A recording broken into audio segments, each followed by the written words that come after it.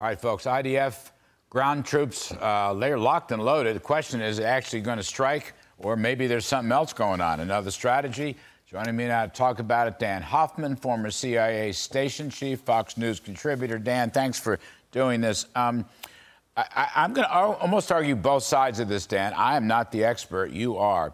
Our own John Roberts was reporting, not predicting, he was just reporting that some people in the Israeli security structure think the ground invasion would start in 2 or 3 days. Again, to defend John Roberts, he didn't predict. He just said that's one option. I just wanted to get your quick take on that. 2 or 3 days, are they that ready? Are they that locked and loaded?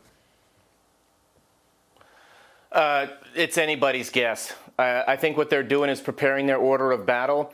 The mission statement is clear. Prime Minister Netanyahu has said his directive is wipe Hamas off the face of the earth. So that's what that means. There'll be a ground offensive, but it's unclear at this point when the IDF will launch it.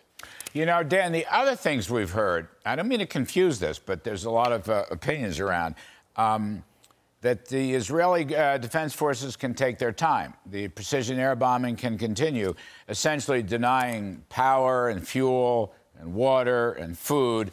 And to quote one of them, tire out the Hamas terrorists so they won't fight quite so hard. So maybe this will be an extended pause. What do you think about that scenario?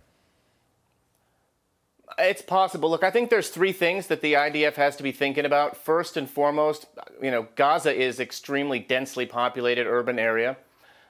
Secondly, there's the Hamas use of these underground tunnels, which gives them strategic depth. Literally, they can move around in these miles and miles of tunnels and pop up where they wish and launch attacks on the IDF.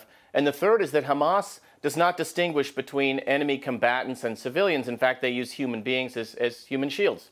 And so the IDF has to contend with that. And what I would emphasize, too, is that Israel is coming off of the worst intelligence failure since the Yom Kippur War.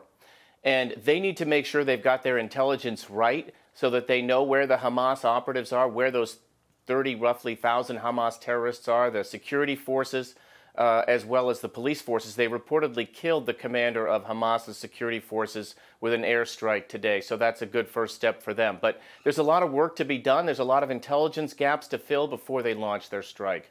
One last one, Dan, quickly, if you would, but some of the Israeli people have been quoted as saying they're not going to go in, that they're just going to keep the airstrikes up, and that it's a different strategy and there's no guarantee for the ground forces. You think there is a guarantee for the ground forces?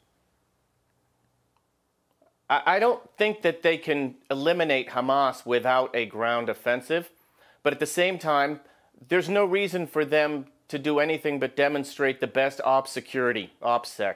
And there's no reason for them to announce their plans to anybody. And I think even though we know it's coming, perhaps it will still be a surprise for some of those Hamas terrorists when the IDF shows up at their door. Yeah, I mean, otherwise it's like the Hamas got away with it. I mean, if the Israelis don't go full board, wipe them out, it's almost like saying, all right, you did this to us and you got away with it.